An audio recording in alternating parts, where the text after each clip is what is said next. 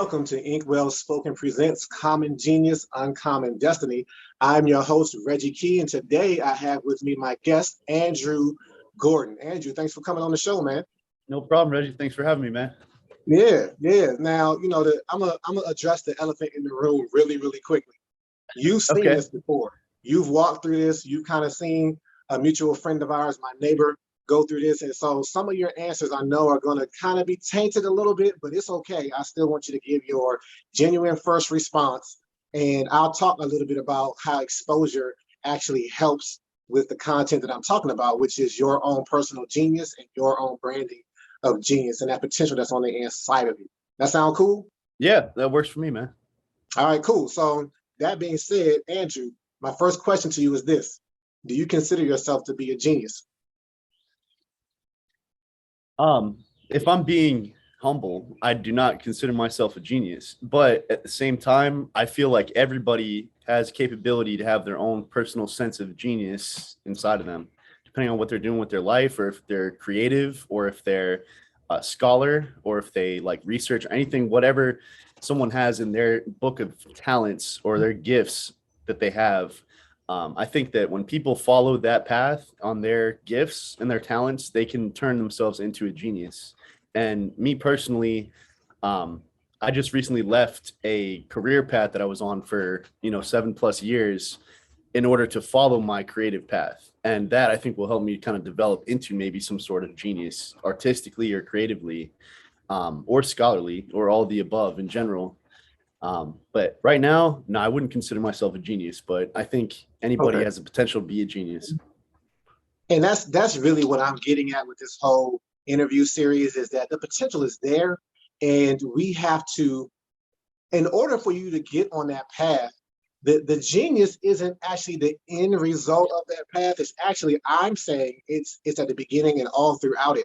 So if you're not intentional about the pathway that you're going to pursue and what you're going to go down and understanding that, hey, I have this genius that I need to unlock, that I am going to unlock, then it's easy for that pathway to kind of get skewed if someone else comes along and says, hey, Andrew, hey, here's what I see, that you have.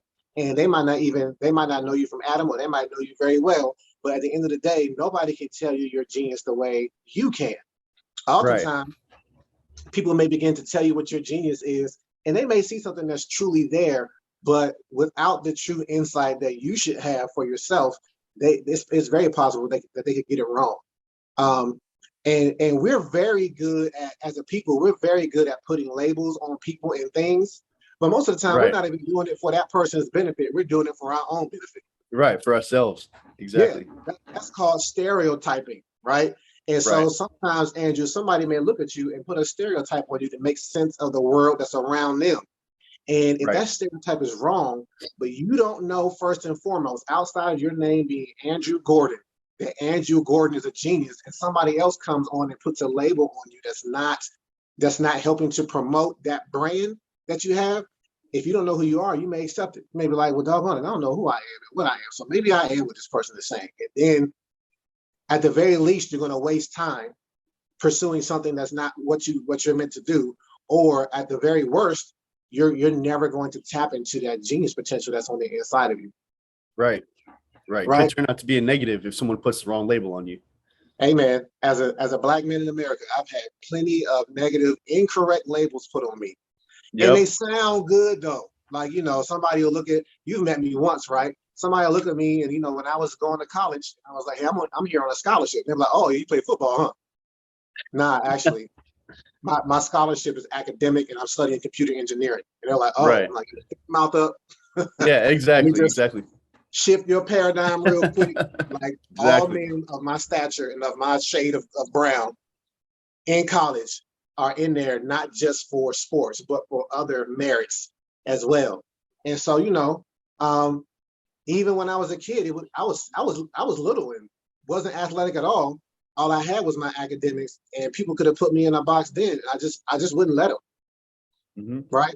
And so, yeah, this is all about. I don't know why this is coming to me, and I don't even know if you'll get this reference, but it's all about like not. What is that? Was that Dirty Dancing with Patrick Swayze? He was like, "You can't put baby in a corner." Or Yeah. something, you can't put baby in a box or something like that. I'm all about getting people out of their corners and out of the boxes that they create for themselves and that other people create for them. Right. That's a Right. good thing you're doing, man. It's good. Thank you. I appreciate it, man. It's really a goal of mine. It's one of my geniuses, I believe, is to help other people identify what they have on the inside of them. So that being the case, I'm going to go to my next question, which is, when you think of this word genius, Andrew, like, who comes to mind? Beethoven. Beethoven. Okay. Mhm. And this is interesting because now we're starting to get into the talent that I know you have, which I'll give you a chance to talk about a little later. So it makes sense. And I'm gonna go ahead and say it, actually. I know that you're musically inclined. You came over to my house and blessed us with a 15 to 20 minute piano recital, just off top. Yep. No script, no musical sheets in front of you. You just rip it off the rip. You just blew all of our minds. And so it makes sense that you would identify Beethoven, because Beethoven is in this element of where your talent is. And, you know, I'm not going to argue whether Beethoven is a genius or not. I think he was, right, in his particular element. But do you know the name that comes to mind most time that messes us all up when it comes to identifying our own genius? Albert Einstein. Albert Einstein. That's Yep. exactly right. Now, do you remember that from Chris's interview, or that's just you already knew that off the top of your head? You know, it's funny when I did hear him say that, but before he even said that, right when you asked the question, that's the name that popped in my mind was Einstein. But Yeah. I think that's something that, you know, we might, in our, you know, the way that we grow up and go to school, Einstein is kind of put in front of us like the guy that was the smartest, the guy that came up with, you know, E equals MC squared. And we don't even know what that means at that point. It's just that, all right, this guy is, he's the real deal. He's a genius. He knows his stuff, and we should follow what he's got. But I think that is the fact that it pops into both of our heads like that, and probably a lot more people too. I think that says something about what everybody's perception of what a genius is, because you think genius, you think a blackboard with chalk and old guy with a pipe who's telling you about equations and the universe. But a genius could be something that's much more just into ourselves with our brains and our creativity and our abilities to make connections with different things in our lives to make a you know, world a better place, or make, you know, people enjoy your presence more, or make yourself influence other people more, or have a better positive effect on the world around us. So I think those things can qualify as genius too, not just solving equations and coming up with mathematical theories. But Man, Einstein definitely popped in my head though. You speaking truth, Andrew. You spoke a lot just now. I'm like, doggone, I should have been writing notes, because I definitely want to come back to some of the stuff that you're saying, like making the world a better place and understanding your unique, you know, fit. All of these things help us understand what our genius is. But because, and there are other geniuses who have come after Einstein, like, you know, Elon Musk and Stephen Hawking and different people like that. But there's still the same category. There's this academic component that seems to be associated with genius, so that when we associate genius to an Einstein, if our grades weren't the best in school, or if we don't know what E equals MC squared is, we were like, yeah, he an Einstein, but I mean, Einstein's genius, but not the kid, not me. Right. And we start to do this comparison, and we're like, we do that a lot, even amongst ourselves, where we'll say, hey, look, I can't do what Andrew can do. And so, you know, if Andrew's a genius, then I can't be. Like, I can't do what you do on the piano, but that doesn't discount me from being a genius in my own element. And so just as Einstein is this genius in physics, he is the guy of physics, right? His theories are still being proven to this day. The stuff that he could not see in a telescope is being proven with telescopes now that are so powerful. They're just powerful beyond, you know, even what we see on a day-to-day basis, that are proving his theories, you know, universes upon universes away. They're making observations that prove what he theorized back in the day. But did you know that, like, in high school, like in secondary school, and even in college, the way he thought, people were like, dude, you're not, I don't think you're supposed to be here. It was like I think he got a note home from his parents that was like, yeah, make sure Einstein know how to work with his hands, because he ain't fitting in too well here. And when he got to college, he was like one of these people who was daydreamers. He was like looking out the window, and while his professor is trying to teach whatever he's teaching, he's like, Einstein, are you paying attention?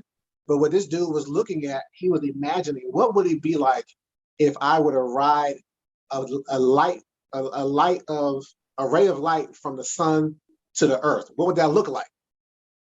And that's how he started to come up with the theory of relativity, right? Because he was like, well, what if there's this other light beam that's across from me, and I'm looking at that and comparing the two? I mean, I won't get into all the mechanics of it, but he thought differently. And people at first, when they received his thinking process and it didn't fit into the norm, they didn't call him a genius at all. It was like, you don't fit. Something ain't right about you. So yeah, you might want to like get out of this whole academics thing. And if he had listened to them, we would have been robbed of a lot of what helps us govern our society today, right? Yeah. And so, you know, that's what I want to make sure we don't do now. We don't rob ourselves of the potential for genius that exists all around us, because it doesn't fit like the equation that we think genius ought to have. Yeah, I agree. And so, you know, I have an equation for genius all on my own. It's not like it's nothing squared in it. It's real simple. It's just basic arithmetic. But it's just, if you can, it's three components. If you can tap into your passion and your talent and your purpose, then I can help you kind of construct your genius and probably tell you that you're already operating in it. That's Right, so good you to ready know. to do that? Yeah, for sure, man. All right, so in order to do that, I got to kind of keep deconstructing this word genius a little bit. So I have a quote that purportedly comes from Einstein that I wanted to share with you. You may remember it from before. Chris knew it, but I'm gonna say this again, and you let me know how it hit you the first time you heard it. Okay, you ready? Yeah. All right, here it is. It goes something like this: if you judge a fish by how well it can climb a tree, it'll spend its entire life thinking it's stupid. Yep. I just think of a bunch of different things about myself and the paths I've been on. I think about just the whole system of putting, kids through school, through college to get a job and, follow the typical path. But that quote kind of is an example of why there's so many other things that you can do besides the typical systematic path. Because many of the times, if you're not on that path, like in your own mind or in your own brain, if you have the potential to unlock that different path or that different talent of being a genius or, a perfectionist or someone that's very talented in one area, being a part of that system might take you away from it. And, if that fish is trying to climb a tree, if you're, working in a corporate office and you're trying to be a creator, they don't mesh, and they're not on the same grading scale either. So nope. I like that quote a lot. Yeah, because it opens up a lot. There's some imagery that comes in my mind, and I've been speaking to this imagery, but this is the first time I'm going to explicitly share what I see in my mind when I hear this quote. I do have like a actual slide in PowerPoint that has a picture of a tree, and it has this quote on the trunk. And then it has this little fish. You can barely see this fish, but it's this little fish holding on to the roots for dear life. And it's like eyes are bugging out. And it's like, you could tell, it's like, you're literally a fish out of water right now. You don't belong here. But when I see it in my mind, I see like right next to the tree, I see the tree being on like a shore. And right next to the tree is the water. And it's like, you're out of your element. Like your element is right off to the left of you, but people keep telling you, and you've been convinced by people telling you that your intellect, your functionality is defined by how well you climb this tree. And so you keep trying to do it to meet other people's expectations. And the more you keep doing it, the more you struggle, the more you're like, something must be wrong with me because I can't climb this tree. But your element, your lane is like right next to you. And it's interesting because it might just take one good wave to come up and be like a calling. Come one wave, bring you right back to your element. Yep. Or somebody to come along, like if you were to see a fish flopping around, out of water, and there was like a stream or a river right next to it. I mean, when you're like, well, I know what's going to happen if I don't put this fish back in the water, it's going to die. And I mean, maybe some people are sadistic and they're like, oh well, that's just natural selection, survival of the fittest. Right. Or you might be the person that says, let me put this fish back in this water. Because what you're going to see very quickly when you put this fish back in this element, you're going to see its genius come to life. You're going to see what it was designed to do. You're going to see how it's streamlined and it has these gills that help it perform at its top peak element and capacity once you put it in the right element. Right. And that's all of us, right? Like Einstein is like the bear in the equation. He should be climbing trees. But, I hear these birds, outside your window right now, wherever Yeah. you are. And I'm like, dude, if you were to look out right now, you would expect to see a bird in the tree. If you see a fish in that tree, don't Andrew, like, wouldn't you feel like it's time to get off the planet? Something Yeah, I is think off. it's time to wake up. Something's not right. Something's not right, right? And so we Yeah. got to see that when we got to see the element that we're meant to be in and understand that if we're not in that element, we're not going to thrive. I mean, what's going to happen to this fish, this theoretical fish, if it stays out of water too long? Hmm. It's definitely gonna just keep flopping around until it can't flop anymore, and it's dead, Oh, out of water. yeah, it's going to die. It's going to die. And so Yep. I see genius dying all around me. And what I've been called to do is to revitalize, resuscitate, and resurrect it. Right. And so a part of it's interesting. You got this, I don't know what that is behind you, but it looks like Oh water.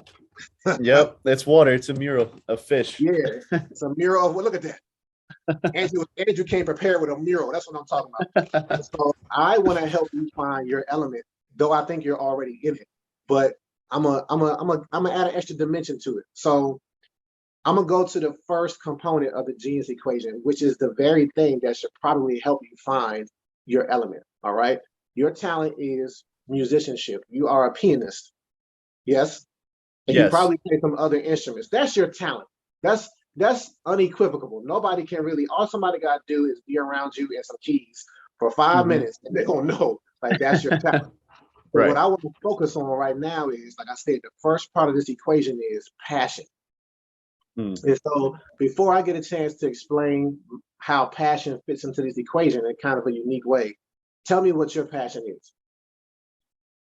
Music. Playing music, learning, playing music for other people. Mm-hmm. I like to, come up with ways to express what I'm thinking or feeling through music, through piano. Mm-hmm. And I think playing for so long, I've been playing for 25 years piano or more than that.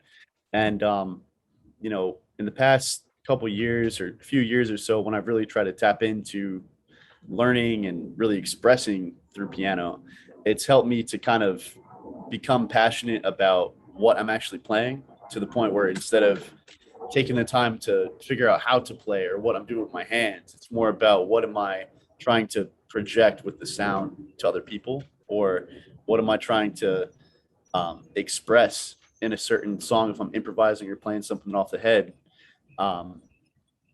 So I'm definitely passionate about music and expressing creativity to other people. All right. You know what? This thing comes to mind. I'm going to go off track for a quick second. I watched this documentary on Quincy Jones, who definitely is a genius and an innovator. He was Kanye West before Kanye West. I didn't realize he was from the South Side of Chicago, just like Kanye. Yeah.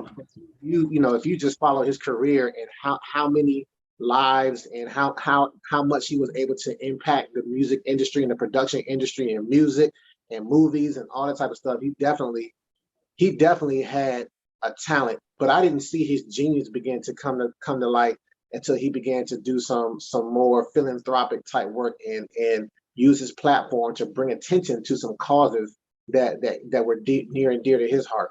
But one thing that I want to share with you, it has nothing to do with genius, but all about musicianship. He said he went to study with this person who was an orchestral conductor over in London for a little bit.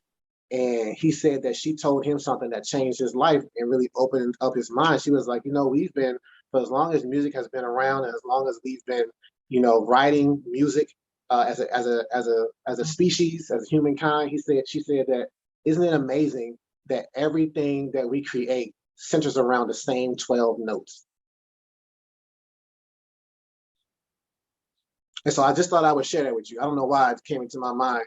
And it was profound to him. He was like, man, like we've been recycling these same notes, but there's so many different ways to combine them and so many different ways to emphasize them that you can just Hmm. create this myriad of music that there's still some stuff that hasn't been heard right now, right? And there's still some Hmm. creativity that can help tease these notes in different ways that hasn't been done before. So I don't know. I just Right. thought you might appreciate that. Yeah, Complete.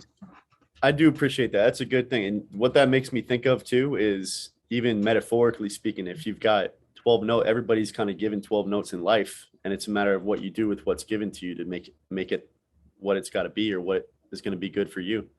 Yep. Yep. But that's a good I like that concept. I've never heard that.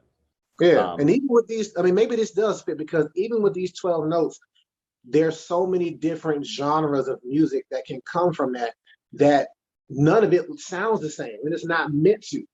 And so in the right. same sense, you may have the same somebody else. I'm sure you have some people, Beethoven and you share the same gift, but it doesn't mean that the skill set that you have can't produce something wildly different from Beethoven and just as influential and just as meaningful, even though he already carved out his lane and did something that may even Hmm. inspire you. There's still room for your unique brand, for your unique imprint of genius to make its impact on the world and on the Right. community that surrounds you. Yep. So, my fault. Were you gonna say something? No, I was just thinking about, why I chose to say Beethoven. And I guess I'll just, say so, everybody hears the name Beethoven, they think of, music, or they think of, certain sounds might pop in their head, but the fact that he became deaf Yeah. and continued to create and write and express music that he couldn't even hear with his ears, but he could hear it inside of him, inside of his head. Hmm. And I think that that is something that is a genius, because being able to translate something that you're just thinking of in your head and put it onto paper like they were doing and put it into a concert hall with a full orchestra and a conductor, Yeah. on top of the fact it's only 12 notes he's using, but the fact that he's doing that without being able to hear what he's creating, besides the fact that it's just in his head, I think that's just genius. That's the next As level, much right? as much as relativity, in the theory of relativity. Yeah, it is though. Just different aspects. And so, um, what I want to do now is, what you said to be your passion, I link to your talent. But you know that the equation can't have passion and talent be the same. They're very distinct. And so if you don't mind, I'm going to just separate the two a little bit because I'm gonna Hmm. take passion and I'm gonna do something interesting with it. All right. Yeah. So most people, when they think of passion, when I ask people, what do you think of when you think of passion? The number one answer that's equivalent to Albert Einstein is people think of love. Like, oh, do what you love, right? And Right. I want to get in a career where I'm doing what I love every day. But in fact, uh, while there's a component of that that's true, I really want to focus on the exact polar opposite of love when it comes to your genius and this passion, and I want to actually focus on what you hate. What do I hate? Yeah. It's a lot harder to say what I hate than what I love. You know why? It's just like this genius. Like there's a humility that you said that you had. You was like, yeah, from a humility stance, I can't say I'm a genius. That's not right. And when Right. it comes to hate, we don't really focus on what we hate because we either told to push it to the side or don't hate anything. You gotta love everything and everyone. But you know what? If we're being honest with ourselves, there's something that is in the world that impacts us in a negative way. And when we remember how it makes us feel marginalized, it makes us feel pushed to the side. It makes us feel unimportant. And when we see it operating and affecting other people in a negative way, we'll be like, oh, I hate that though. Hmm. Yeah, I would have to say I definitely, first thing that comes to mind, I can't stand when I see other people putting other people down or shaming people or limiting people for being able to do what they want to do or say what they want to say, or um, just there's some people in the world that just want to see other people fail, and they don't want to assist in helping people succeed or grow or develop or all the other positive things. And those people are just obstacles. for what we're talking about too. And it's, that's something that I can't stand. You call it, I hate it. But I think that there's so many people in the world that are like that, and there's so many people in the world that want to combat that and break through the adversity and shatter the glass ceiling to get up into doing their world of what they want to do and express themselves. What's the sometimes you look at that in that way though, those people might be necessary. Even though you hate it, you might need to have that for a push. Sometimes you But do need to push, yeah, because passion is all about being driven to do something. right. And sometimes it takes seeing something broken. And there's plenty of broken things in the world that harm us. And it takes Mhm. seeing the impact of something broken to be like, I need to fix it though. Mhm. Right. And so I like what you said. You said that it's people, right? It's people that try to limit other people. And people eventually, you said there's so many people who are like that in the world. People like that create systems that Mhm. allow themselves to thrive, but that then don't care about anybody else thriving. Exactly. And if we go back to this whole fish out of water metaphor, it's a system that's been created that makes this fish universally feel like I'm dumb because I can't climb this tree. Knowing good and doggone well, if somebody is going by and telling this fish that it needs to be climbing a tree in order to understand that it's relevant, like Yep. everybody on the planet knows that a fish belongs in water. So somebody is creating a system where this fish is beating his head up against the wall trying to climb a tree, but that person that created that system knows good and doggone well, like this fish belongs in water. Why are we telling it to do that? Right. And so I see that, and you said glass ceiling. That's exactly what the system does. It creates this glass ceiling that you keep knocking your head against, and you keep trying to figure out why can't I get past this? Well, because you're in Hmm. the wrong, you're not in your right element in the first Right. place. But you've been convinced by somebody or something that this is what you should be doing. Hmm. So I want to give you a real life example of what it looks like for people to be in a system that does not allow them to thrive, that does not want them to thrive, and has this glass ceiling over them, and has them feeling very angry and frustrated at the system to the point where they hate it. All right. Hmm. So the example is 10 little boys that I had a chance to work with over the course of a year at this elementary school. And these 10 little boys were in third, fourth, and fifth grade. But they were all in the same class all day together, every day, except for like lunch, right? Mm. And so does anything sound off to you when I just said that? Like third, fourth, and fifth grade boys all in the same class all day. Does that sound normal? No, they're It's different not. ages, different interests, different things. You never know there's a lot that happens between third and fifth grade. Yeah. I mean, it can be said that even keeping all third graders in one class all day is not necessarily constructive, but it's the system that we have in place right now, right? But Hmm. definitely having three different grade levels in one grade all day, in one class all day is not normal. It's not good. So Hmm. we would have called them special ed back in the day, but now we call it like, IEP or individual education plan. And Hmm. these boys had these different labels put on them between ADD to ADHD to being emotionally disruptive in class to whatever. They had these negative labels being put on them. They were told, "You not climbing this tree right, so something's wrong with you." Hmm. And of course, nobody in school is going to call them stupid, but they would call themselves like stupid. They began to internalize what was happening to them and began to identify with it and be like, "This is who I am. This is all I'm." They were limited. They Hmm. were being limited.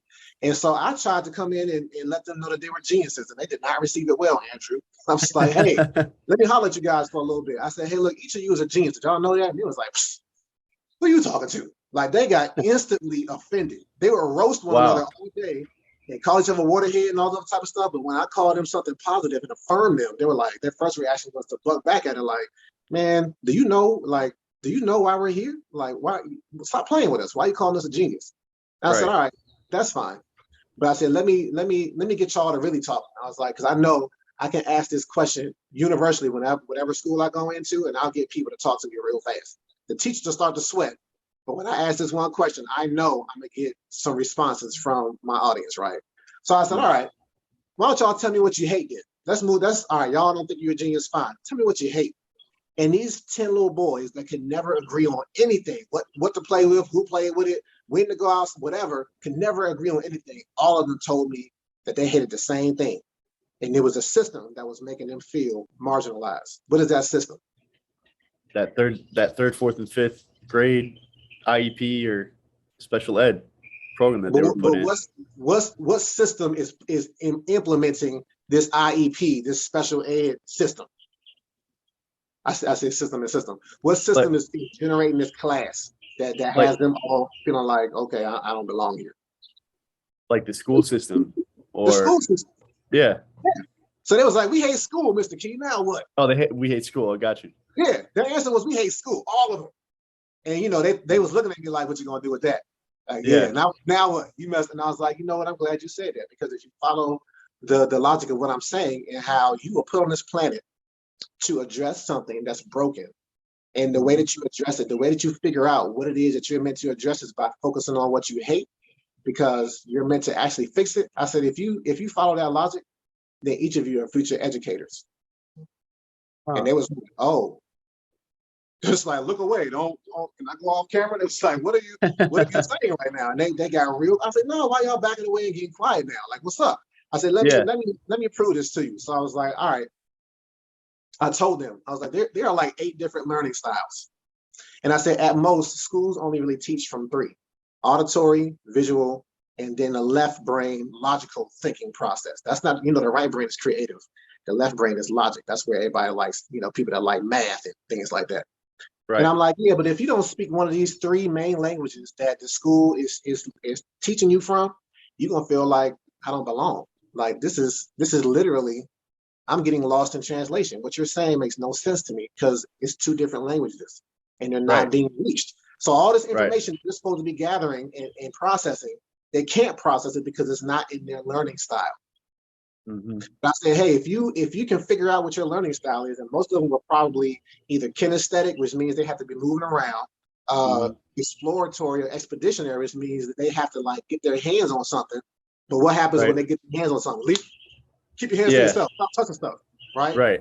If they figure out what their learning style is, and then instead of running away from the system that's broken, they run towards it and say, hey, I'm going to make my learning style become my teaching style. Mm-hmm. Now they're providing something that's missing in the system, and they're going to begin to fix the system that was broken and impacted them in a negative way. Yeah, that's very interesting. Yeah, because then their teaching style is going to reach somebody else who has that same learning style. And in fact, that's what I was getting at earlier. I feel like if the school system grouped students within the same grade according to their learning styles, then they could thrive better. And really, we wouldn't leave a child behind, because we would be able to pair them through their learning style to the appropriate teacher. But it's going to take a whole lot of teachers that aren't in the system right now in order to do that. And all those teachers, those future teachers, are in these marginalized programs that are saying like, yeah, you don't quite belong though. And so they're marginalizing the solution to the problem. Mm-hmm. And it's just counterproductive. It's really counterproductive. Mm-hmm. And so, that's a solid example, but Andrew, that's happening in every industry that exists in the world. Like, it's only catering to certain people. And there's a cost to that people have rationalized. It's worth the cost though. It's worth the people who are getting pushed to the side, who feel like a fish out of water. It's worth leaving them to the side for the majority. But there's a gap that's being created between what people are able to do and what people are not able to do. That's getting bigger and bigger, and that's sustaining the brokenness in these different systems in the world. Right. Instead of bringing them together or having some new system in place to fix and cater to those people. Yeah. And so, the thing about passion is, once you tap into it by what you hate, and I know some people feel uncomfortable saying hate, but whatever it is that you identify, like, hey, look, I felt like this before. I don't like other people feeling like that. You said yourself, you don't like people feeling limited. You don't like people feeling or being told by others like, hey, you don't have anything to offer. You don't like people doing exactly what this was done to this fish. Hey, look, man, you should be climbing this tree. And if you can't do it, you should be ashamed of yourself. You don't. Right. And so, once you see that operate, like, it won't matter whether you get paid to do it. It won't matter if you feel like you're making a big impact or a little impact. Whenever you see it, you'll address it. Because you're like, yo, this is, you don't even got to think when you see it. You just see it and you start saying like, Instead of saying somebody should do something about it, you realize that somebody is actually you. I should do something about it. Right. Yep. And so, but that still may be a dilemma. So now, you've got your element, right? And you say, okay, what am I supposed to do to fix it though? How do I fix something that seems so large? This is very much a David and Goliath type of thing. Like, systems are big. Mm-hmm. So how do I begin to fix this thing? And so, you know how you begin to fix it? If you just have something broken in your house, what do you look for to start to fix it? The tools that you got that's going to fix it. I like you said, two things: the tools that you have, Right. right? Tools so that you can have. look around the house and be like, man, what tools do I possess? Do I already have in my possession that I can pick up and fix this thing that's broken? And so this gets us to the next step of the equation, because the tool that you have is your talent. T for tool, T for talent. What can you do with this musicianship that begins to address these limitations, these systems of limitations that you see around you? Like what can I do? It's kind of rhetorical right now. I'm not asking you. Oh, okay. I was about to, because I was thinking. Go ahead, though. Go ahead. I mean, what the first thing that I just imagined when you said that, if I try to fast forward, envision something way down the line, but everything I was saying about, I like expressing myself through music, and I like other people benefiting from the music I'm creating, or even if I'm playing something that's, a classical piano song or something that's a popular song someone knows, people get, a reaction out of that, and they get an emotion response from it. They get a nostalgic response, or some sort of lights go off in their head when they hear those sounds. So if you link sounds with visuals, like an animation, suppose there's something that I'm expressing creatively within, a new song, or I'm making something up, watching this animation go on, and the animation happens to be about something that's relatable for someone that's in a bad, adverse situation. Like, suppose those kids, and there's an animation going on showing these kids in one side of the room,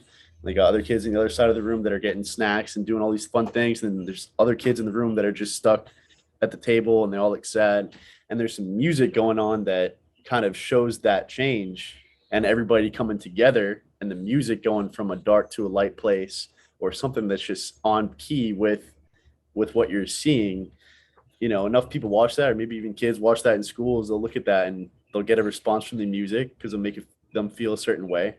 And then they'll watch these things happen, and they might look at that situation and remember, because the emotion from the music, it helps you remember, and they might remember from the visual they see.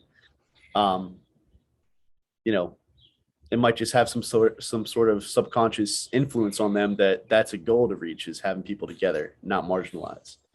That's how this works. Yeah, that's amazing, right? Because music has been teaching us to learn things unconsciously for generations. Yes. Like, if I told you to say your ABCs right now, you would start thinking about Twinkle, Twinkle, Little Star. And that's how you would say your ABCs in your head. Yeah, right? exactly. We all learned music. I mean, we all learned the essentials to how to speak and how to write through music. Mm-hmm. Because there's something about music that unlocks our thinking capacity, the right side of our brain, to then connect to the left side and be like, it mailed them. So we've been combining the two for a long time, but then when we start getting later on in school, we start focusing on the left-hand side and the logic side. But there needs to be this musical component that remains in the system somehow to reach, especially those who are feeling marginalized. Because, one thing that I know that I saw you do that I thought was pretty dope was you went into some classical pieces when you got on our piano, but then you started playing some hip hop too, though. And hip hop is very much a culture. It's accepted, but it hasn't always been that accepted. And there's still some people. Hip hop is very much about the culture or a group of people that have been marginalized and feel like they don't have a voice and feel like they don't belong, right? And so it's people are gravitating towards hip hop in droves now, because it's like, hey, look, I don't feel like I belong here, but this is out in the outside world, but I feel like I belong here. I'm individual and unique, and I feel like this place accepts me.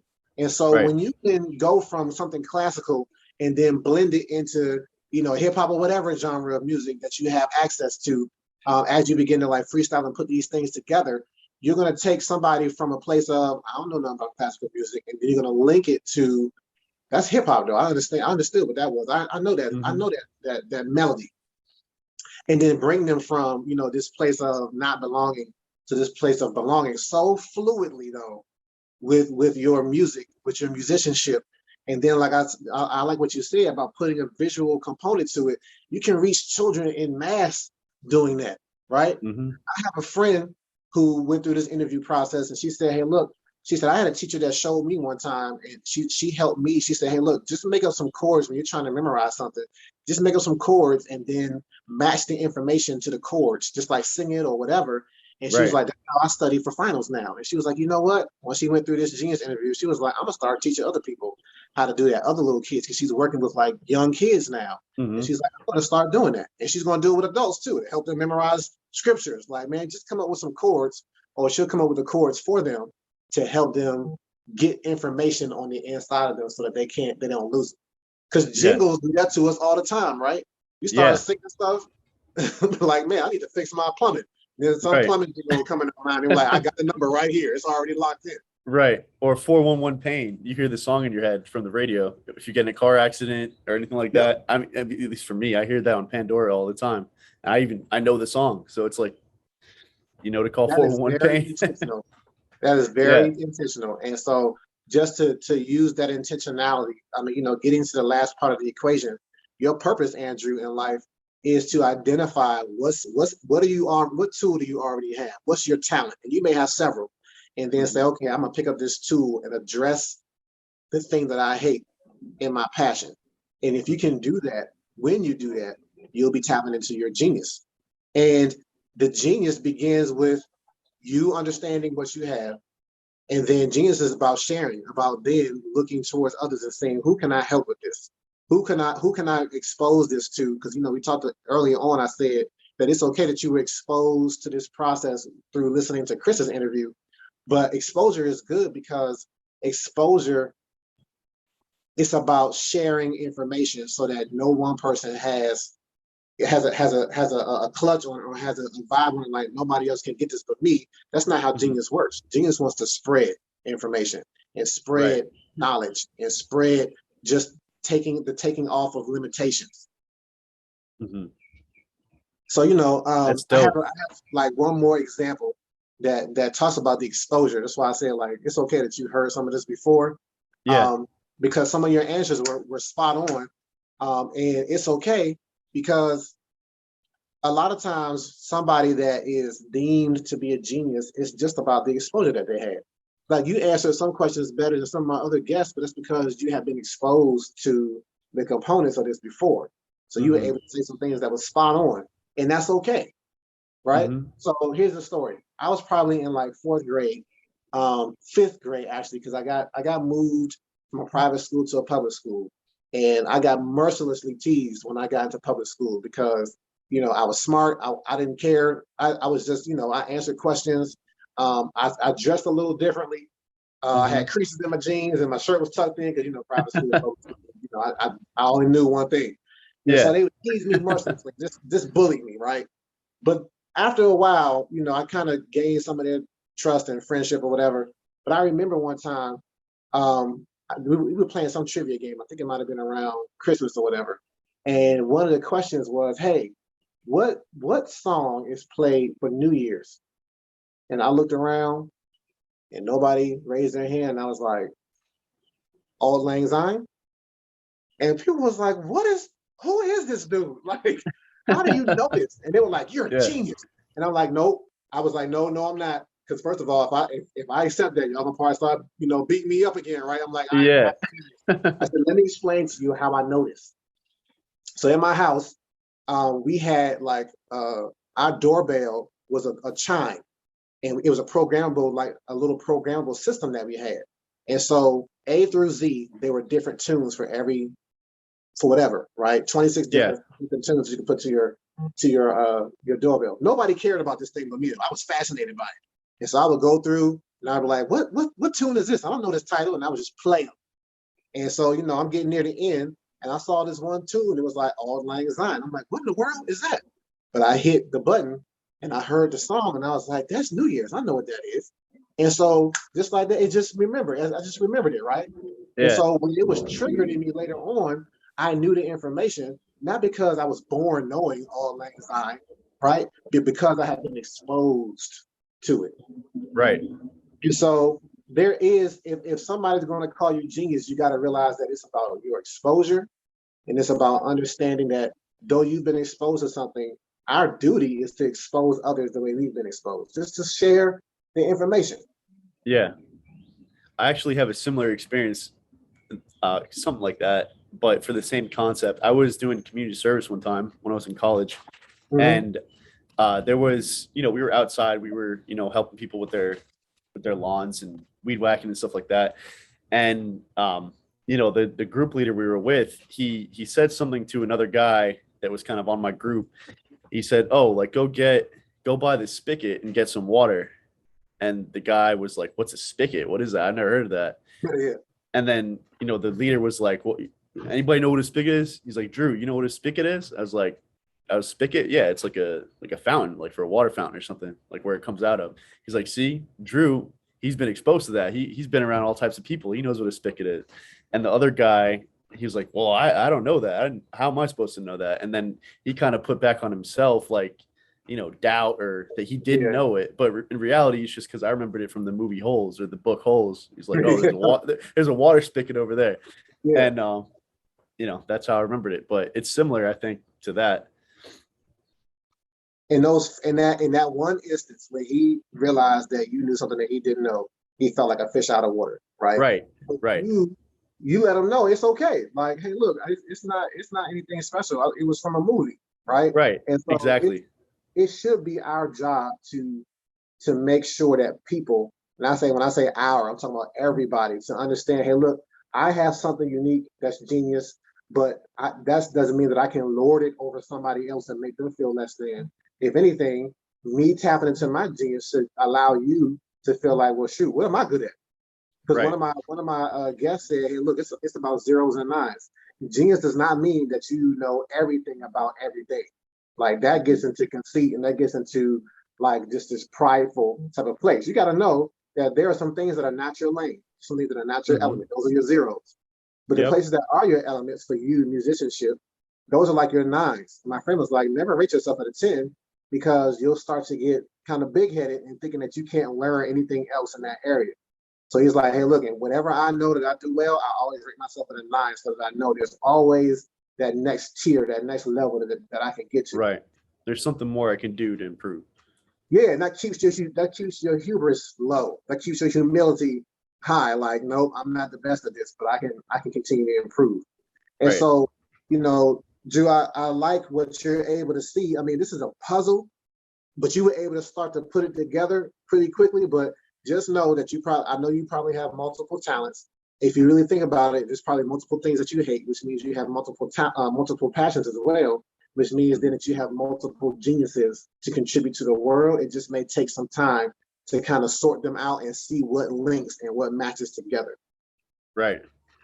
It's very, So, very insightful.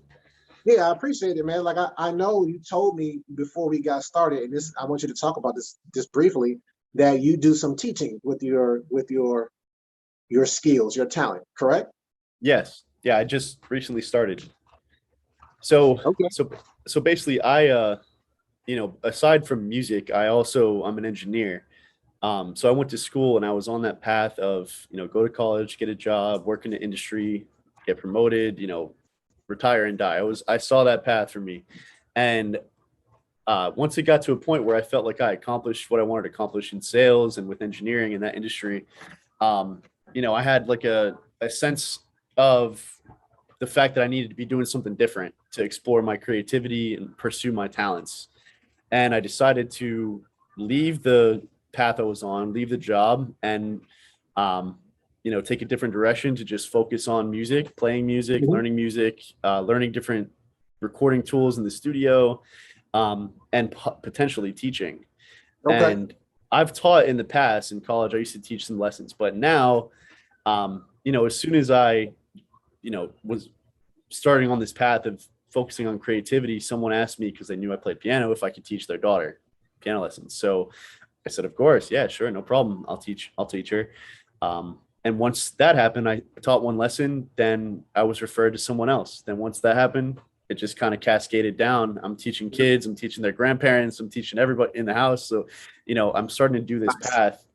And it's something that is interesting because it opened up to me. It's kind of like as soon as I decided to get on that path, on that creative path, or following my passions and my talents, it's like things just started opening up, and I'm teaching lessons now in South Florida. I've got multiple students, and I'm really enjoying it. And it's easy money. It's easy to help affect family and help them, take some sort of emotion away from it because they see their kid growing and learning, or Yeah. they see their kid enjoying something that they're doing for, an hour a week or so. And yeah, I didn't think that teaching was going to be something that I really did for a lot of my time, but now it Mhm. is. And I recognize that I'm good at it. And I recognize that it makes me feel good when other kids are learning, or makes me feel good to see parents looking at their kids like they've accomplished something. And I like being a part of that. And I like being a medium for that. So I've been teaching piano, and I plan on continuing teaching piano and getting more students where I can. And yeah, I don't see any end in sight for that.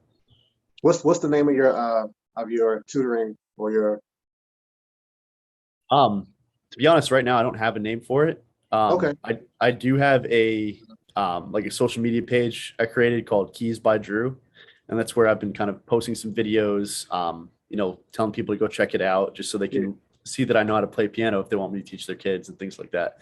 Gotcha. Um, but yeah, right now it's kind of still in the works. It's been about 3 weeks. This has all All right. started in the past 3 weeks. Wow. This is very timely then. Yeah, it's very, very timely and very recent. So here's what I see something developing for you. Um, as you're allowed access to these people's homes, to different homes, you're going to get a sense of where there is limitation in these people's lives, and what's going to distinguish you from other piano teachers is that you now have this capacity to say, hey, look, let me show you how this music, you can use this music and how you're learning it to address some of these limitations and get some of these limitations off, because you're very much going to start having conversations and interactions with people who are right brain thinkers. And of course, like we already said, sometimes right brain, the systems that are left brain make the right brain people feel like they don't belong. And so Right. you're helping people to feel like, hey, I belong. I finally found some place that I belong and I can thrive in and I can feel comfortable in. You're bringing Mhm. people into their elements. But yeah, you're going to be able to take them to the next level, because yeah, like I said, just start to be attentive and listen with your ears and be like, hey, I hear that you're struggling with this. Let me show you how, you can work this lesson into this limitation so that it comes off. Mhm. So just something to be on the lookout for. Um, Yeah, I'll definitely think about that. yeah, I there was something else that I kind of heard as you were talking. So you're doing these music lessons. Um, yeah, it's just you're gonna see them be able to thrive in places that aren't even related to music. What was your degree in engineering? What specific type? Biomedical engineering. Biomedical. Mhm. All right. So I was computer engineering, and neither of us are in engineering anymore. But I have been able to use because I'm like left and right. And I think you're probably left and right too, because you Right. can't be in engineering and not get some training on this left hand side of thinking. And so Right. I've been able to thrive on my creative side with the logic that I was trained in for 4 years in my undergraduate degree.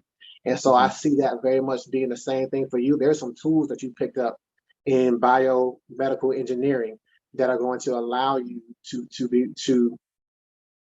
present this information and these lessons in a way that nobody else has been able to present them. And Mhm. so don't think that they're mutually exclusive, but see Mhm. how they can meld together. Because I mean, what we've been talking about as far as music being able to help you learn, that the body has a biological response and a psychological response to music. Right. And you know it more than most.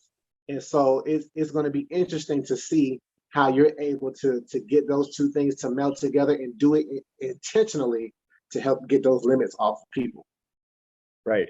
Yeah, I'm excited to see how it plays out. Yeah, man. Well, hey, that's it, man. That's it. We have walked you through, and I had a feeling, man, that you was already operating your genius. I didn't know it was 3 weeks fresh though. So that's what's up. I'm happy to hear that, and Yeah. I do hope that this was helpful to you and useful as you continue to build your business. I look forward to hearing about it, seeing it on Facebook, seeing it blow up on social media. And again, thank you for taking the time. This has been Inkwell Spoken presents Common Genius, Uncommon Destiny. I am your host, motivational speaker, author, and publisher, Reggie Key. And this has been my genius guest, Andrew Gordon. Thanks, Reggie. Yeah, no problem, man. Because you know why? It's my uncommon cue to see the genius in you. Thanks for joining us for this week's episode. Make sure you pick up the book, Common Genius, Uncommon Destiny by my dad, Reggie Legend, available on Amazon and at inkwellspoken.com. Connect with us at Inkwellspoken on all social media platforms. If you enjoy our content, don't forget to like, subscribe, and hit the notification bell so you never miss an upload.